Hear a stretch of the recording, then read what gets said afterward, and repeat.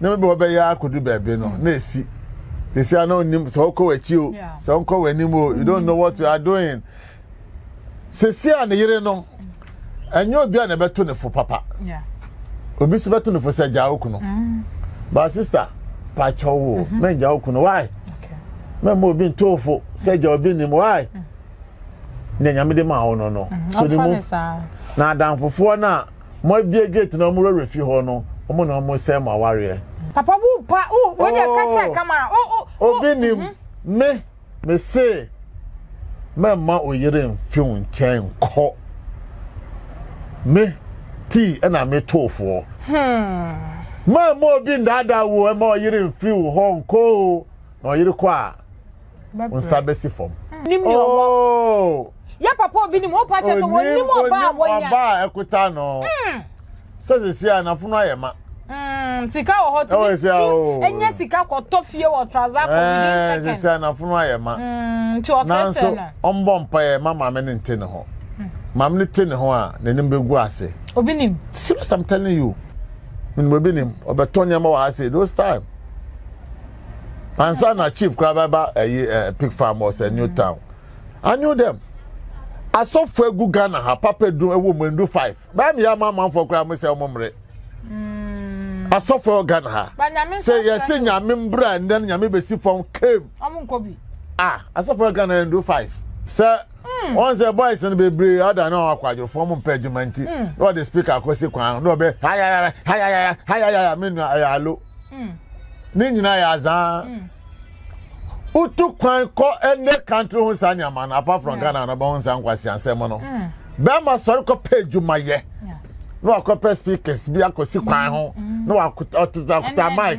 ayaya please we are or no akota lungu no kan scan we are no akopa shawo papa shawo oh na for the kwa shawo crisis our boys no mera for mama mo akwa ababiem aha Adepa TV ye ba abedi enkomo a emu hwam enkomo a efa awawie mu wei bishop awawie mu enkomo enenne ni Mr T ye besua ade wom na yenso ye de advice kakra atayechwe afa ensem a ekoso na ne ya me ne wo kasa de bishop ejina na sorry dem mu na wutie nsem bi a wo ka ma di papa ihu ya papa yentie video no ebi embra ye ba Mr T wo fie ha midi no ede shode yenhwe mrasese mema asemu yako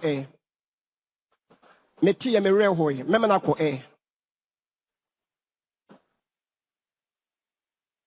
facha really mema nako ya me ba gifted na kasa hwe video no wo de hwe video no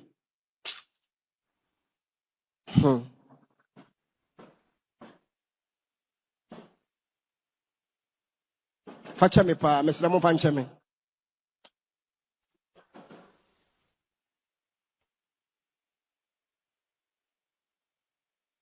mo fancha mi o be so phone mame me pa cho mo fancha me pa mi free fie be 2-3 days pay mi free fie and me ba no gifted no e de message you are send me who the tea Daddy, please, I'm your son. I don't want to tell you anything. Me pa cho mo te kasa no me bobio Daddy, please, I'm your son. I don't want to tell you anything. You told me not to tell anything about promise, but look, I was asleep, and he went to take the car, the G-Wagon key, and look at what he's done. He went out in the night. You can check his TikTok. Daddy, please, do something about it, because me, I can't do anything. Mommy too, when mommy talks to me, he can't do anything. Please come back home. You need to control promise, please. Okay. And I want it. G-Wagon na mediama woman no mu twiko ba bia no. Ni free 2-3 days promise no footballer no. Well two can na John or the akohwe ba bia akose no. Na me balance send car na picture na ma me se me hwe wakose no ntino. Ono we panyin ntimi control akwala no na ma me ni so ntimi control ntimi na me tiba control me so na me free fie so daddy come home. So I should go home. Maybe bowa sum ni minko home. Ninko fie. Ninko fie. What is it? Bistro so betimi aplot ama bibia ye wo fie ho. Wo si usuo so mbe poison me wo ho ana bibi betima ye mo fie ho. Sister ha ho na me nko. Wo de be ka chem se me nko fie back. So omo ade ato abonten me se me kasa we nko omo ade ato abonten se me free fie. Me confirm say ya mpa se me free fie. Ba se me ko fie ho back. Wo de be tu me fo. Na me papa me kan wo camera mu me papa besma ko wusu ansa me mama asi kura na I respect them amabo me mu ase kura omo kura ntimi me fa fon frɛ me se me nko fie he me nkwa ho hia wate eti na me bae na kama fon a ka wo ren ho abusia na ne wei ene nsem bia ye papa Obinim de betu dwa na nsem wei eje ntra ha pa na Mr. T wo fie ha me no ebedi enkom Mr. T akwaba yeah ba moko de nyame adomo na de we de Wasofo Bishop de ode abahwemu no ye nyina ye try senka niam bekoyie na enka ebi obefra ne yere senso mpanifo bi bebem na ma sorting because mo ware ye nyenne na mo beja aware wo sha asam a wode abetu dwa eye asosofo then na trust Obinim your sofo oh oyo sofo e wa infa I wo Ghana oyo sofo one more nim say sofo no mo ho we do woni so onyo sofo denti na woni so oyo sofo denti na won sofo nkasa anyhow before sofo be bie na no aka bibi no obi de to ne ho fo okay obi so share bibi papa wo into Bishop Obinim so David no the businessman na no scanning or scanning amanfo ya je o music edi na be ne de anyo so na say Obinim no oni me pa and then only chief Obinim ni chief na work aswa no those time na Obinim say na boy na chief work aswa minimum mo pa oni me minim Obinim pa to Obinim say I mean Obinim more than 20 something or more than 30 they say minim Obinim early 2001 na minim Obinim no ba ha beton poboa minim Obinim obeton yama wa say those time Ansa na chief krababa pig farm was a new town. I knew them. I saw for Ghana ha papa do a woman do 5. Ba me ya man for kra me say omomre. I saw for Ghana ha. Say yes nyame mbra and then nyame besi from came. Omunkobi. I saw for Ghana and do 5. Me na make catch wo. Womunkobi. Oh come on. Do na. Me say I saw for Ghana ha and do 5. Hey papa na 5 na mo wan na nu. Oh. Omo do mo ni mo ho. Sika na omo pe o. Ya business. It's a business no. Oh business omo ye. All of them. And that enti bia, oh, uti sorry and there obeye. Sir, once the boys and be brave other no akwadro form pejumenti. No the speaker akosi kwan. No be hi me no ayalo. Ni nyina ya azan.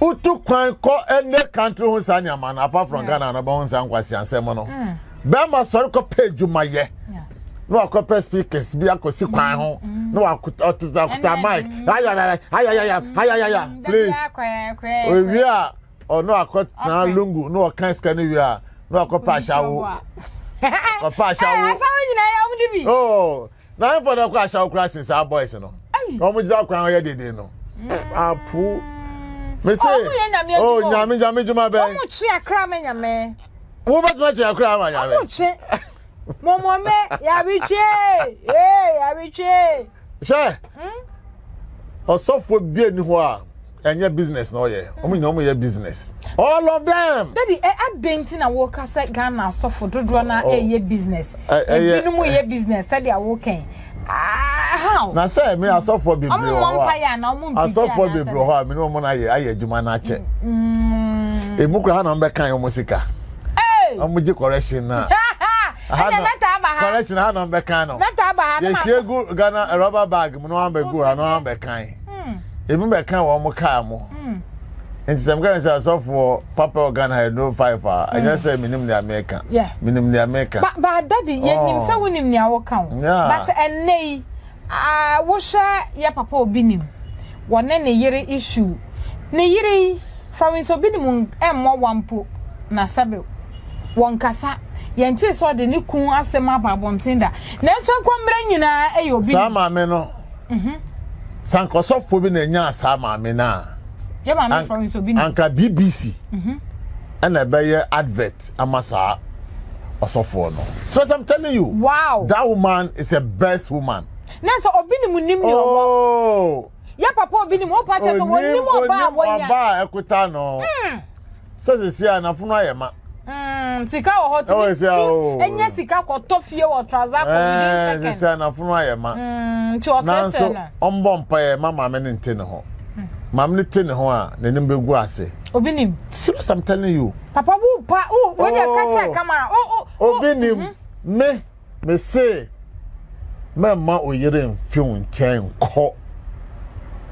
Me ti na me tofo. Mama obi ndada wo ma oyere mfiun ho nko. Na oyere kwa. Unsabesi form. Me na me ka kire wo. Onim ni owo. So I'm telling you, I know what I'm telling you. Obana okuta no, that is the best woman. Yes, papa unya no kran ka pe. Oh. Ya wo Bible e dey won bo breu. Your Bible obo breu wi a, no ko fa no so mba bedi bi. Bedi wa afo. Bedi wa afo no. Ene wo Bible ho ye nsira. Thank you. Obi no bisa on time na wo fa taxi. Time na wo nebi. Na sa mai a ene omo frefro omo ha omo henfa. Di do omo papi. Obet ma nya medjuma. In meya na omudi wechi obet ma nya medjuma. Please, adent mo se mo kan Bible kire members. Adent mo ntimi kire wo mo the right thing to do. Wow, obo ha osia obi o. Me call me sofofie. Some of my me handle sofo kra ma me ni aje. Now so look what you people are doing. Interno kware pass Bible na mo kan. Obinim. Me the advice am ma onu no. Na so hwe Bible no. Sesia no. Wa dwen nyina yo say osofo maame okọ osibo ho. Tese ni mpra na yo osibo. Osibo nso de ya me amenua. Kitwa bisa osibo. Me ni nua kitwa na yo osibo. Onye sa da. Me jenidi. So osibo onye sa da. Osibo onye sa da enne ekosi ochina enne me nye osibo me ni ntifio ba oyire kwa yi ne ho kwa wo osibo anim no baka sasa ka fa wata de she that guy can do that me dimenu ani di enti Obinim misraw frawo yire sa fumbi no afum na the panic chow me mo obi confuse o Debi ona wo Obinim wo mo kra wa yu bula ka to ato ko ho afoi wo bia afoi that time kra pap mami yankun na nya neye o won say o pian yire no afifie no wanya kwa aye de obeye aye no obeye na oba no so nkrofa bu abonte omo hia no enti wo ampa wa mepe wo yo nkrofa be omo hia o yire o Obinim unnim ade akuta wo wọ́n mo pẹ́ oyire no about 1,000. Ṣé mi papa kura nya ne yira ọpẹ́. Eti sawun pa o de je mo ma ye. Why? Why Obinim? Onim ni ọpẹ́. So oyire na oni ni wo ho no onim ade kura akuta wo. Ti de je mo na hwe. Ba mo mo ba ti say oyire so your wedding very soon. Very soon. Serious, I'm telling you. Na enei kura nkrofo bi obeka so onika na me hu so obi acha ne ka ba efensa mi be go through me yesa me frɛ no. Na me hu yes obi acha ne ka. Say oba no your oba bi a obu ne ho. Obre ne ho ase. Me hu oba bi obre ne ho ase se ma me. Me akola keto akra ma me we ni me kasa. Me pa cho ma me say ma me necessary. When your oba kama say Obinim. Hey, anaga na afọ so se bi sika ba ye nsem a na aka ye nyama bi ma ho hia. Won se nyama wa dom na bibi ba nsem a fa bo asori members no why? Members na say odi bo awo mo. Members no mu ni adwuma ye no fa bo awo mo. Members ase bi o mu ni ba bi da no fa peda ma o mu nya ba bi nda. O me ka say o ye nyame adwuma.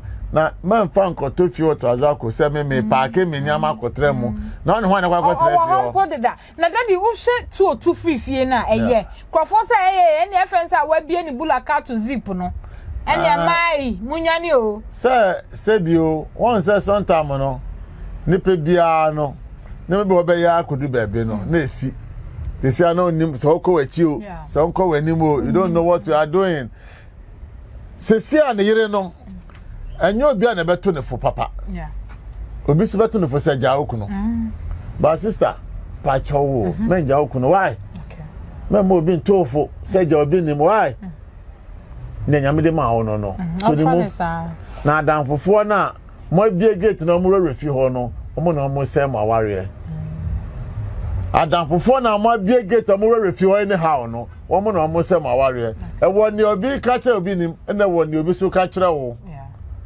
ntese mo mie no mo trance na mo ka bebe amufi ani bebe wona mo abedu na obi nim bompa yese oyire and sorry so the court upper divorce we yes appe wa sorry no enim ebegu beba form they say betimi eguna sorry betimi eguna sorry oh na we yiri ja wa we dey sorry dey we say nya no kra na ma ne bebem bebe obinim and say the yiri ja na say osoko ware beka sasan ko ware osofo biom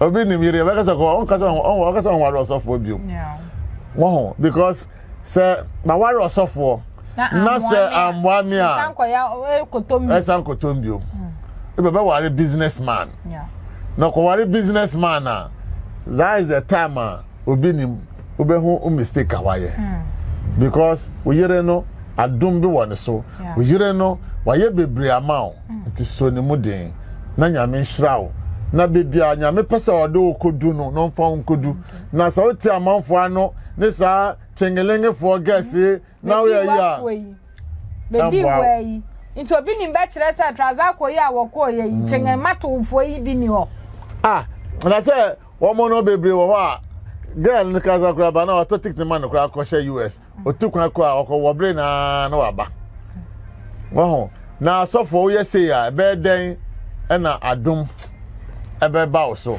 na ye no me na wo twen e di ma members because wan gasa ho ntew what sofo na gasa ho ntew because na oye nche se nyame ben se nyame ben wa ntim nya sa nyama wo ye se nyame ben obinim pa obinim nya na oye so that's I'm telling you wow mo perifo bi mo ebi mo ho a se bi oye ebi mpeso mo sua mo wow mo attitude mo nyama mo ye no ebu ha ye ne fe opeso sua mpeso me exact me so obinim how handling wife or handling a sorry it's quite easy so bet man handle a sorry be 3 this kind of people you any pay go sorry them ho well kuma say there near what they call school junction near what sprinters tema enya asori ni packet twa na ekuta wo nti den na wo ye ambofra no so sebio omesua wo nti se wo papa penisi na o yes aniama we e wa sorry dem oni oyire ase no da be se sorry dem na mbo frank ketekete tie bi na mo de kwa bonte na akola mami bi so ye mami o so ye pani o so ye wan ye o se mo obi ni mu nkofie no okofie a ye beku no na se o ka atem a ma kira o ka aka ese obi ni mu ka atem wo so kura woni mu si obi ni mu ne ka atem nti si ano de ba sorry dem se sorry members in piano piano na wakana na nka wo na o shop me ma me for we so bi ma kokko kura won timi nku na wa be kasa obeku obi time a wo twi ni bulaka to see ni kwan wa wo zibiri mu kura wa nku obi ni mo asem ba besin ko emrebe ken e kan asem bi e kiro obi nim ase obi nim ahwe yi a obebodam ansa na wawu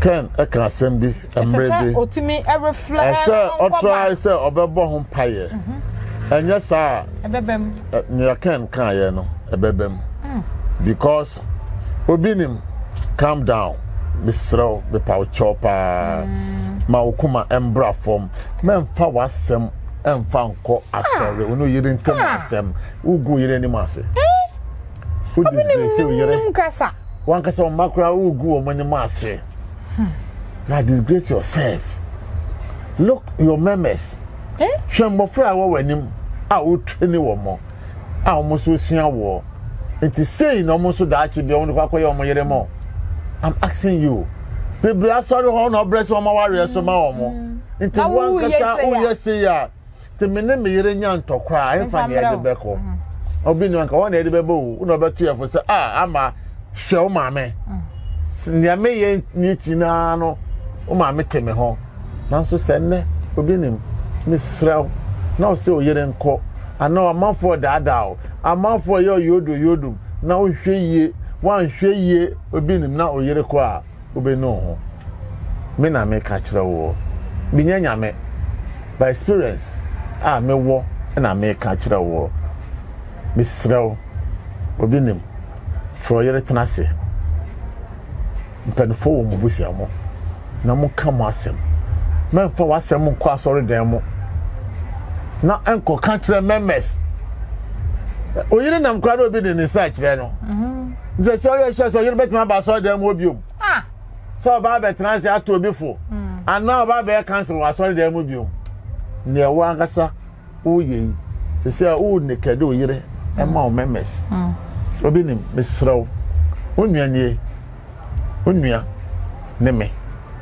anso na metofo se bibi onu makana manka ne Yesu a fa che me why the futuo na me de ma won because me share the quality of woman awo se so about your quality a sebi o nyema bibre e kire ena enye ni nyina nso ana ope ena obenya wo enipa ho oye nipa obetima fomo paso fomo po a hwemre bi amofi ansa na mbedu ha bi amo enei how sorry was some kosi asori dem no yire wono yire nya problem a anya asori dem na oniko ana maame misra wo so yo hemba sesi amafo bebre susuan o be person ete se wo so nya wasem nyina na ode ba kotena ba bi aka wate misra adamfo bi mo ho mo ba wakwa mo ba begu aware ko no ne de na egu o person so de na egu street no so ayeshi wate maame misra pa street no so ayeshi ye bi mu de domo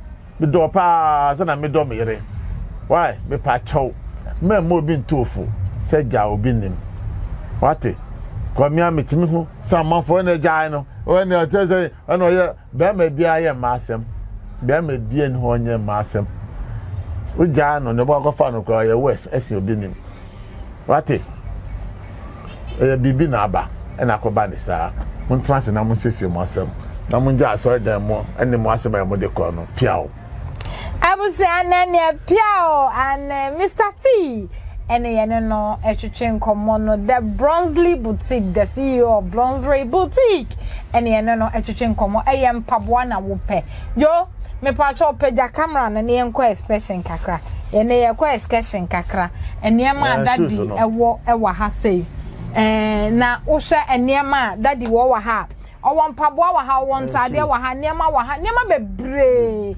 jeans papa enya niema wo sa na wako hu ni ase bi dabi we de ore and is it ore nkwa ye boni don komi ane eye niema na chese eye affordable a obetimi atobi ane we nya ne a ukosia unia obabi unhia na obabi a niema ne mu ofe pa wa wo hwe niema hwe ntade hwe mpaboa hwe ahenche chese wudi hene kra na efe wa hwe ni nyina ebi ewa hase nti ubetimi aba ane ye wo abeka oya Fadama Junction MPP opposite ho we do obi sasa boama ne office no ye ne MPP opposite no e ye hwanim opposite it is out to me for 0244 26 53 80 and ubetimi afre no na mpaboa bi a wo pe no ana wo fre no kwa so daddy ubetimi atwa de awo obetwa e de asan no ane yakopon onhwa pa daddy yakopon onhwa na menya okese ai nyame onhwa pa ye ni so de awo ye mai